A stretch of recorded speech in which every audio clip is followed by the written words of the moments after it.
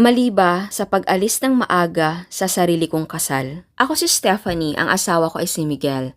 Ikinasal kami 1 linggo pa lang ang nakakalipas. Maayos naman ang lahat sa kasal namin hanggang dumating ang speech. Akala ko common sense na ito, pero sa speech ng best man, bigla siya nag-propose sa girlfriend niya. And nag-yes ang girlfriend niya at doon na nagkagulo ang lahat. Mula sa puntong yon, wala na nakapansin sa amin ang asawa ko, pati sa mismong wedding program. Nagsimulang kumain ang mga tao ng maaga, naputol ang ibang speeches, at ang pinakamasaklap, pinapili pa niya ang DJ na patugtugin ang love song nila ng girlfriend niya. O diba, hindi ko na naging kasal, naging engagement party na nila. At dahil doon, nagsunura ng ibang couples at nagpatugtog din ng sarili nilang kanta. Mga 3 oras kaming nanood lang ng mga couples na nagkukumpulan sa dance floor. Nung kami na sana ng asawa ko ang magsasayaw,